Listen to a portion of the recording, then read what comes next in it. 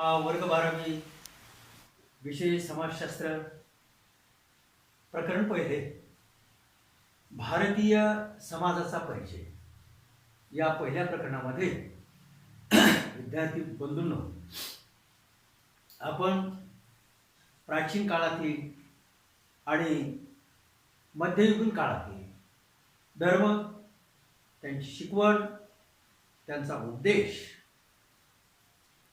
आणि भारतीय समाजावर पडलेला त्याचा प्रभाव आणि त्या पद्धतीने झालेली भारतीय समाजाची जडणघडण अशा आशयाचे अनेक छोटे मोठे प्रश्न आपण अभ्यासले.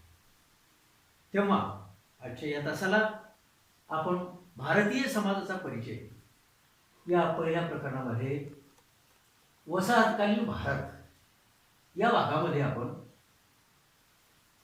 एक प्रश्न अभ्यासणार आहोत. तो प्रश्न तुम्हाला 10 मार्कासाठी लिहिण्यासाठी येतो. तो प्रश्न अशा आशयाचा आहे, वसाहतकालीन भारतीय समाजाची जडणघडण सविस्तर माहिती द्या. किंवा ब्रिटिश राजवटीचा भारतीय समाजावर पडलेला प्रभाव सविस्तर स्पष्ट करा. हा प्रश्न आपण आजच्या तासाला समजून घेण्याचा प्रयत्न करूया. या प्रश्नाच्या प्रस्तावनामध्ये आपल्याला असे सांगता येईल किंवा लिहिता येईल, 16व्या शतकामध्ये प्रामुख्याने पोर्तुगीज भारतामध्ये आले. 17व्या शतकाच्या उत्तरार्धामध्ये डच आणि ब्रिटिश भारतामध्ये आले आणि त्याबरोबरच फ्रेंच सुद्धा भारतामध्ये आले.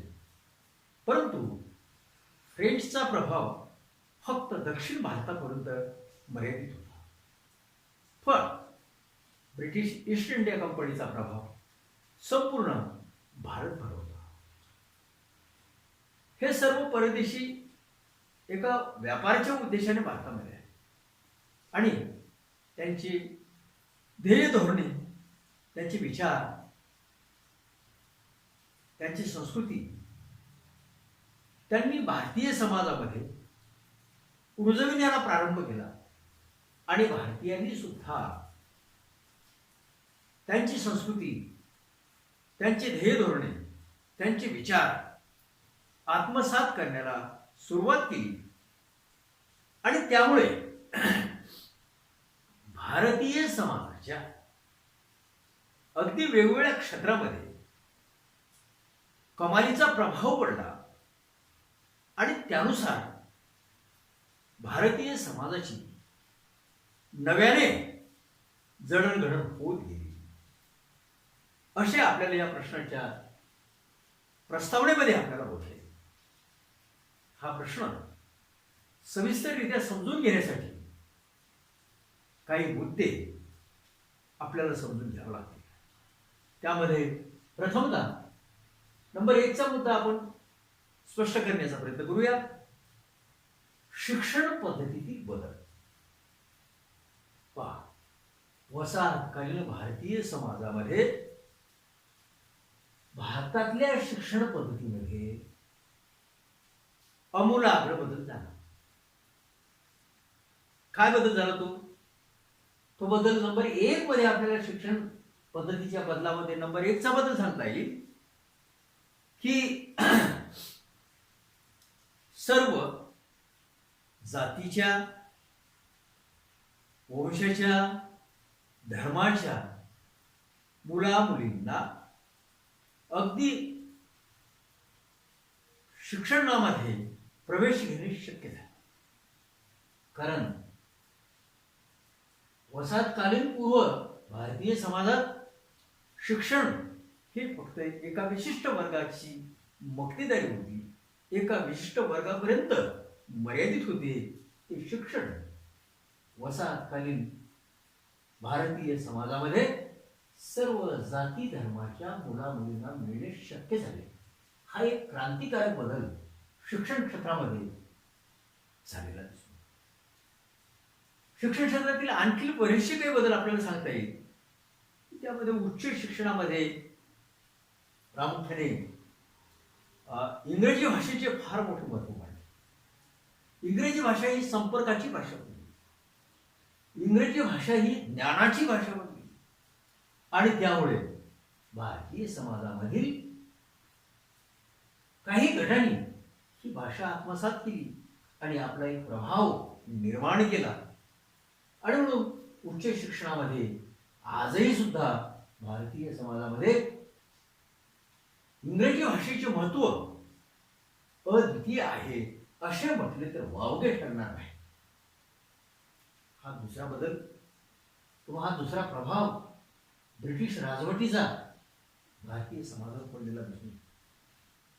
पुन्हा आणखी एक प्रभाव आपल्याला सांगता येईल की 1858 अन्वये मुंबई, कलकत्ता, मद्रास आदी ठिकाणी विद्यापीठ प्रथमतः सुरू झाली.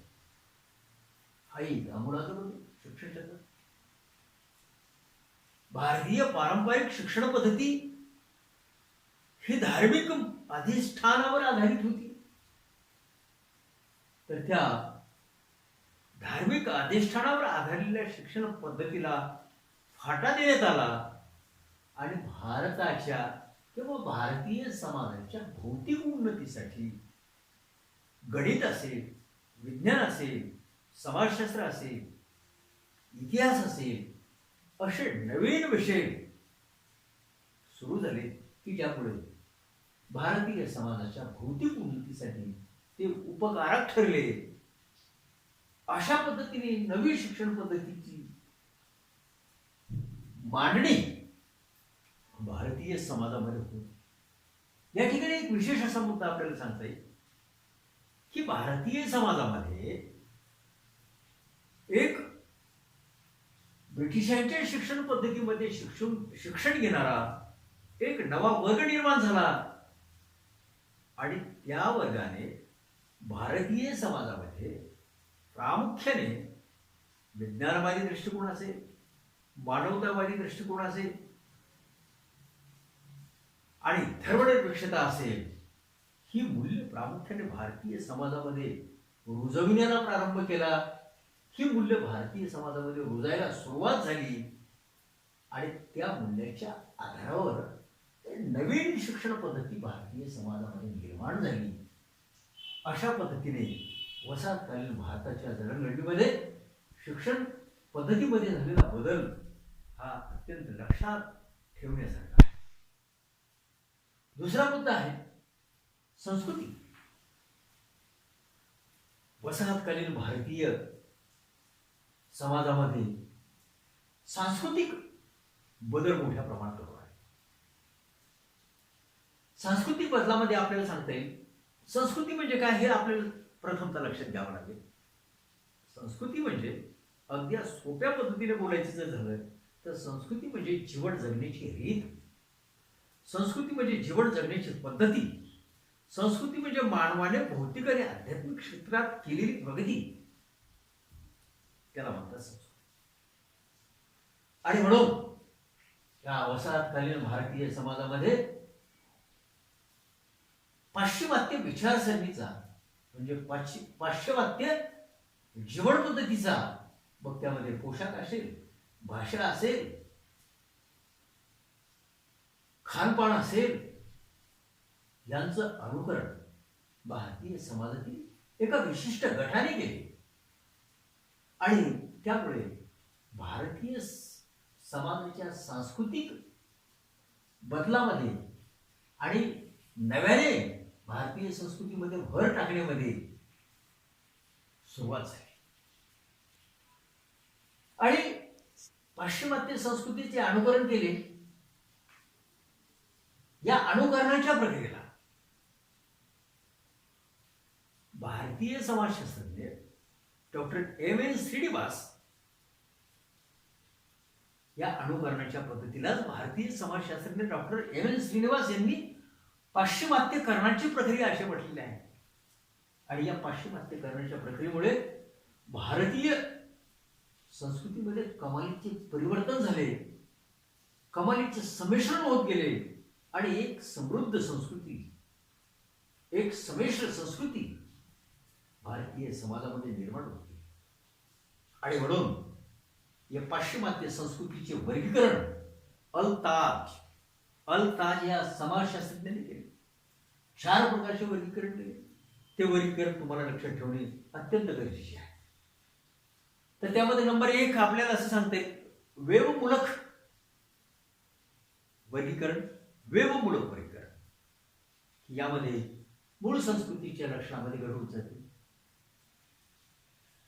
दुसरा बदल सांगते तुम्हाला, वृद्धिंगत मूलक वर्गीकरण. या वर्गीकरणामध्ये आपल्याला सांगता येईल की मूळ संस्कृती ही अधिक समृद्ध होत गेली. तिसरा बदल तुम्हाला सांगता येईल सृष्टीमूलक. सृष्टीमूलक म्हणजे अधिकच संस्कृतीचं संवर्धन होत गेलं. आणि संमिश्रमूलक या वर्गीकरणाच्या प्रकरणामध्ये आपल्याला सांगता येईल की जुनी आणि नवी संस्कृती याचे संमिश्रण होऊन यांच्या लक्षणामध्ये वाढ झाली आणि एक समृद्ध भारतीय संस्कृती वसाहतकालीन भारतीय समाजामध्ये निर्माण झाली. हे या दुसऱ्या मुद्द्यामध्ये प्रामुख्याने लक्षात घेतले गेलं पाहिजे. अशा पद्धतीचे बदल, अशा पद्धतीची भारतीय समाजाची जडणघडण नव्या विचारावर होत गेली. हे सांस्कृतिक क्षेत्राचा अभ्यास करत असताना आपल्याला प्रामुख्याने दिसतो. नंतरचा मुद्दा सांगते प्रशासन. वसाहतकालीन भारतीय समाजामध्ये ब्रिटिशांनी नवीन प्रशासकीय व्यवस्था निर्माण केली. प्रशासन म्हणजे एखाद्या कार्याचे व्यवस्थापन करणे किंवा करावयाच्या कार्याचे व्यवस्थापन करणे, त्याला प्रशासन असं म्हटलं जातं. आणि म्हणून एक नवीन प्रशासकीय व्यवस्था ब्रिटिश राजवटीमध्ये भारतीय समाजामध्ये आकाराला येत गेली. आणि त्यामध्ये प्रामुख्याने आपल्याला सांगता येईल की महसूल विभाग असेल, आरोग्य विभाग असेल, भूमीचा विभाग असेल आणि लोकांच्या कार्याच्या व्यवस्थापनाचा भाग असेल, एक नव्हे असे अनेक प्रशासकीय विभाग भारतीय समाजामध्ये, वसाहतकालीन समाजामध्ये नव्याने निर्माण झालेले दिसतात. ब्रिटिशांमुळे ते प्रामुख्याने निर्माण झालेले दिसतात, त्यांच्या राजवटीमुळे निर्माण झालेले दिसतात. यामध्ये प्रामुख्याने प्रशासन या व्यवस्थेमध्ये, नवीन प्रशासकीय व्यवस्थेमध्ये आपल्याला सांगता येईल की 1861 हायकोर्ट ऍक्ट कायदा, त्यानुसार भारतीय कौन्सिल ऍक्ट, त्याचबरोबर अशा प्रकारचे ऍक्ट नुसार भारतीय समाजामध्ये प्रामुख्याने 3 व्यवस्थापकीय वर्ग, 3 व्यवस्थापनीय विभाग निर्माण झाले की ज्यामध्ये आपल्याला म्हणता येईल की न्यायमंडळ, कार्यकारी मंडळ, नाही का, न्यायमंडळ, कार्यकारी मंडळ आणि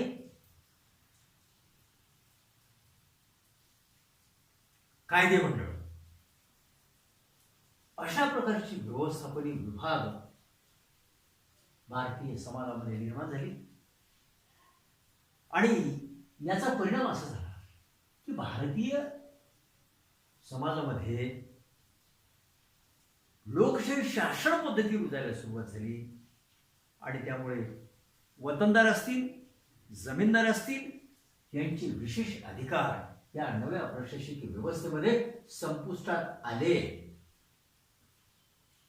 आणि अशा पद्धतीने नव्या प्रशासनाच्या आधारावर भारतीय समाजाची जडणघडण होत जाताना आपल्याला या वसाहतकालीन भारतीय समाजामध्ये आपल्याला प्रामुख्याने दिसून येते. नंतरचा मुद्दा तुम्हाला सांगता येईल अर्थव्यवस्था. विद्यार्थी मित्रांनो, वसाहतकालीन भारतीय समाजामध्ये भारताची जी पारंपरिक अर्थव्यवस्था होती, भारताची जी पारंपरिक अर्थव्यवस्था आहे, त्यामध्ये प्रामुख्याने 18 आलुतेदार आणि 12 बलुतेदार, प्रामुख्याने जातीवर आधारित असलेली अर्थव्यवस्था आपल्याला दिसून येते. परंतु वसाहतकालीन भारतीय समाजामध्ये मात्र पारंपरिक अर्थव्यवस्था पूर्णपणे बदलून गेली. अर्थव्यवस्था बदलून गेली आणि जातीवर आधारलेली अर्थव्यवस्था म्हणजे 18 आलुतेदार 12 बलुतेदाराची ही जी अर्थव्यवस्था होती ही पूर्णपणे बदलून गेली आणि ब्रिटिशांच्याच राजवटीमध्ये अनेक उद्योग सुरू झाले. औद्योगिक विकास होत गेला. त्यामध्ये प्रामुख्याने पोलादचा कारखाना असेल, कापड गिरण्या असतील, सूत गिरण्या असतील, अनेक उद्योग उदयास आले की जे उद्योग प्रामुख्याने शिक्षण, विशिष्ट स्किल, रोजगार, व्यवसाय याच्या आधारावर भारतीय अर्थव्यवस्था नव्याने निर्माण झालेली दिसून येते. तर अशा पद्धतीने जी भारतीय पारंपरिक अर्थव्यवस्था मर्यादित गरजेच्या पूर्ततेपर्यंतच मर्यादित होती, परंतु वसाहतकालीन भारतीय काळात ही मर्यादित असलेली अर्थव्यवस्था ही मोठ्या प्रमाणे विस्तारित होत गेली आणि जगाच्या बाजारामध्ये किंवा जगाच्या मार्केटमध्ये तिने एक आपलं वेगळं अस्तित्व निर्माण करण्याला सुरुवात केली. आणि म्हणून अर्थव्यवस्था ही कमालीची बदलत गेली आणि वर्तमान काळामध्ये तर अतिशय डिजिटल अशा स्वरूपाची अर्थव्यवस्था होताना आपल्याला दिसून येते. अर्थव्यवस्थेच्या साऱ्या सीमा व्यापाराच्या असतील, उद्योगाच्या असतील, वर्तमान परिस्थितीमध्ये अर्थव्यवस्था ही फार मोठी विस्तृत झालेली आपल्याला बघायला मिळते.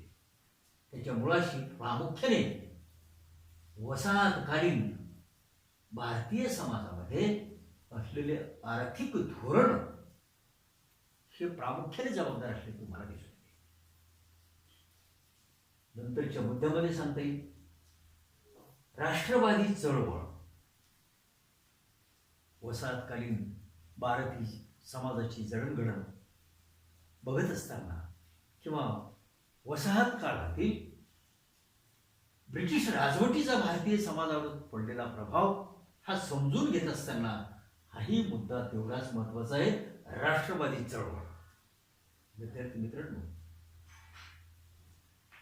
ब्रिटिश राजवटीचा असा प्रभाव पडला भारतीय समाजावर की भारतीय समाजात राष्ट्रवादी चळवळी सुरू झाल्या.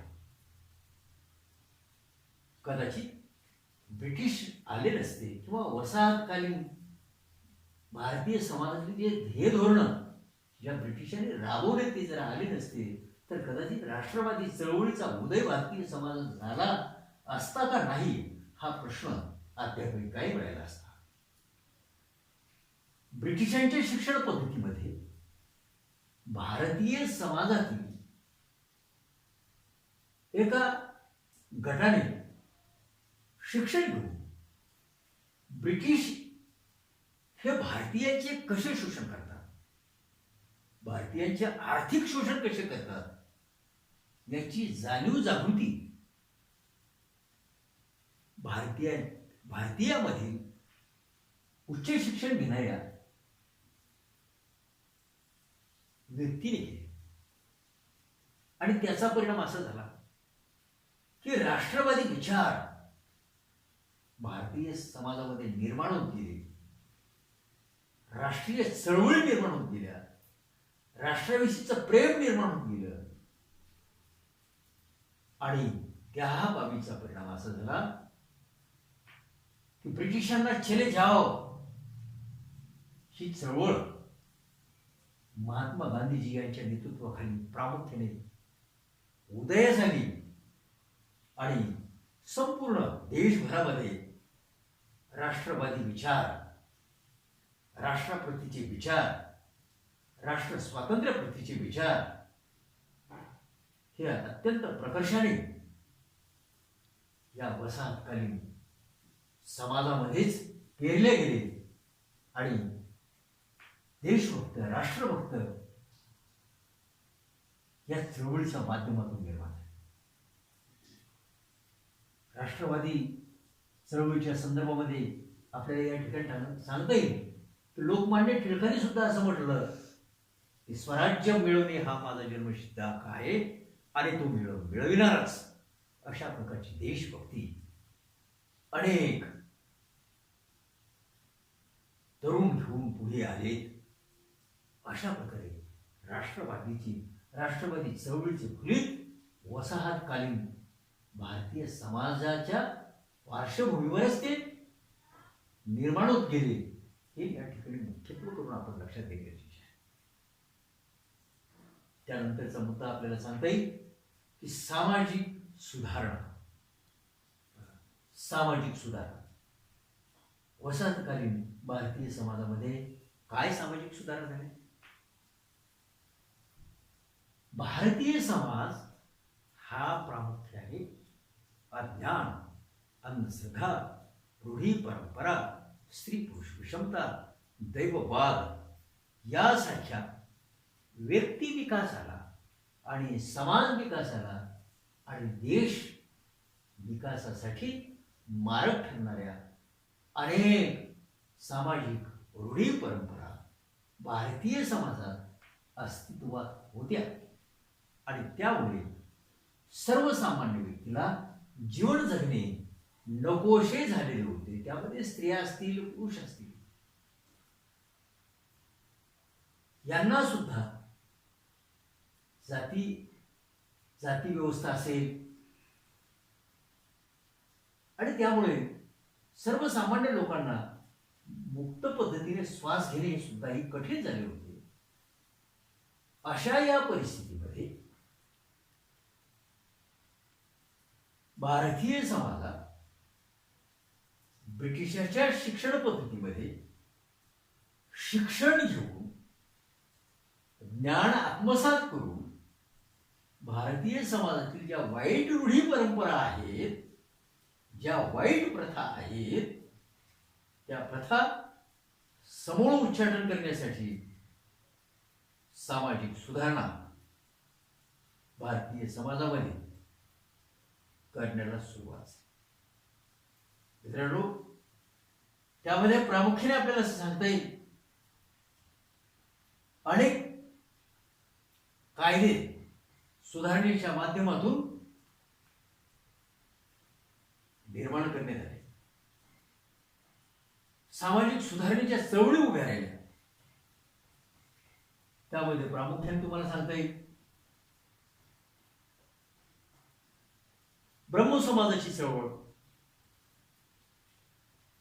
की ज्या चळवळीने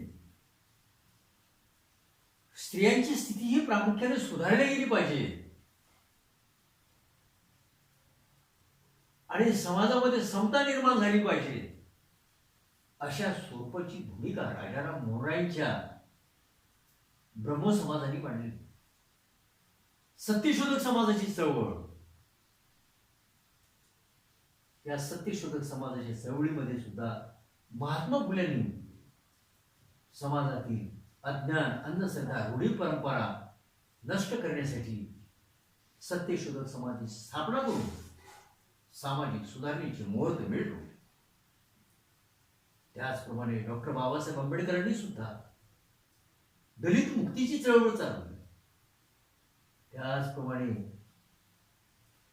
अनेक चळवळी ज्यामध्ये भारतीय समाजामध्ये निर्माण होत गेल्या आणि सामाजिक सुधारणा त्यांच्या माध्यमातून केल्या गेल्या. या ठिकाणी लक्षात घेण्यासारखी एक बाब आहे, ती म्हणजे ब्रिटिश राजवटीमुळे भारतीय समाजामध्ये एक प्रत्येक घटनेकडे चिकित्सक पद्धतीने बघण्याची भूमिका निर्माण होती. नंतरचा मुद्दा सांगता येईल दळणवळण आणि जनसंपर्क. दळणवळण आणि जनसंपर्क वसाहतकालीन भारतीय समाजामध्ये दळणवळणाची साधने निर्माण झाली. त्यामध्ये प्रामुख्याने विमान असेल, जहाज असेल, ठीक, ही दळणवळणाची साधने, रेल्वे असेल, ही दळणवळणाची साधने भारतीय समाजामध्ये निर्माण. वसाहतकालीन भारतीय समाजाच्या पूर्वी जर विचार केला तर दळणवळणासाठी भारतीय समाजामध्ये बैलगाडी असेल, टांगागाडी असेल, याचा प्रामुख्याने या साधनाचा प्रामुख्याने उपयोग केला जात होता.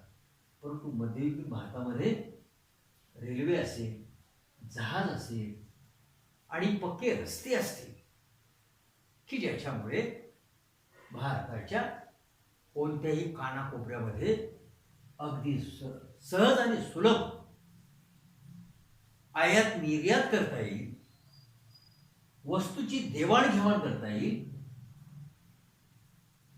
अशी ही दळणवळणाची साधने या वसाहतकालीन भारतीय समाजामध्ये निर्माण झाली. त्याबरोबरच जनसंपर्काची साधने सुद्धा ब्रिटिश राजवटीचे योगदान देताना दिसून येते. त्यामध्ये आपल्याला टपाल खाते, पोस्ट खाते सांगता येईल, त्यामध्ये तार सांगता येईल. आणि ही जनसंपर्काची साधनामुळे सुद्धा देशाच्या कानाकोपऱ्यामध्ये संवाद साधणे, संपर्क साधणे शक्य झाले. आणि अशा पद्धतीचे दळणवळणाच्या क्षेत्रामध्ये एक कमालीचे क्रांतिकारक बदल वसाहतकालीन भारतीय समाजामध्ये झालेला आपल्याला दिसून येतो. या बदलामध्ये एक विशेष अशा स्वरूपाचा बदल आपल्याला या ठिकाणी सांगता येतो. तो बदल म्हणजे 1869 मध्ये सुएझ कालवा हा खुला करण्यात आला. सुएझ कालवा खुला गेल्यामुळे भारतातील कच्चा माल इंग्लंडमध्ये नेणे अत्यंत साधे, सरळ, सुलभ झाले. आणि त्याचा परिणाम ब्रिटिशांना भारतातला कच्चा माल इंग्लंडमध्ये नेऊन तिथे पक्का करून भारतामध्ये पुन्हा विकण्यास शक्य झाले. आणि अशा प्रकारे दळणवळण आणि जनसंपर्काची साधने उदयास आल्यामुळे एक विस्तारित व्यापार भारतीय समाजाला, भारत देशाला करणे शक्य झाले. हे एक लक्षवेधी मुद्दा या ठिकाणी आपण लक्षात घेतले गरजेचं आहे. आणि मित्रांनो, शेवटचा मुद्दा सांगता येईल सामाजिक कायदे. भारतीय समाजाची वसाहतकालीन भारतीय समाज कसा घडत गेला, कसा नव्याने बदलत गेला, त्यामधला हा शेवटचा मुद्दा आहे सामाजिक कायदे. मित्रांनो, समाज कल्याण भारतीय समाजातील दुर्बल आणि उपेक्षित घटक, व त्यामध्ये स्त्री असोत की पुरुष असोत, यांच्यासाठी, यांच्या संरक्षणासाठी अनेक सामाजिक कायदे या वसाहतकालीन भारतीय समाजामध्ये पारित करण्यात आले की ज्यामुळे कायद्याचं राज्य,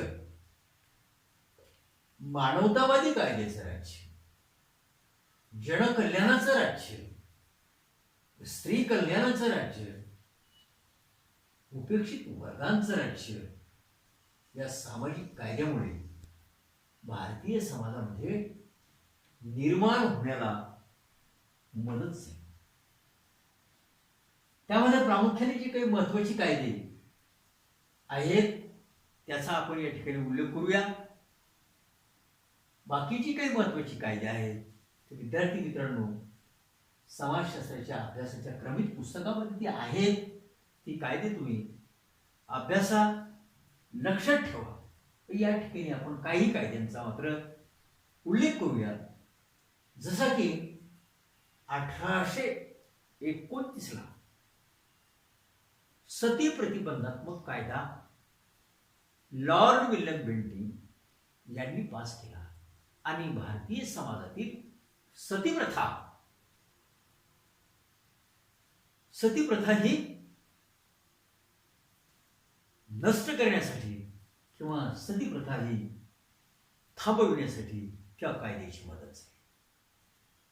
की जो कायदा प्रथमतः राजाराम मोहन राय यांनी ब्रिटिश अधिकाऱ्याकडे पारित करण्यासाठी सांगितलं आणि तो कायदा पास करण्यात आला.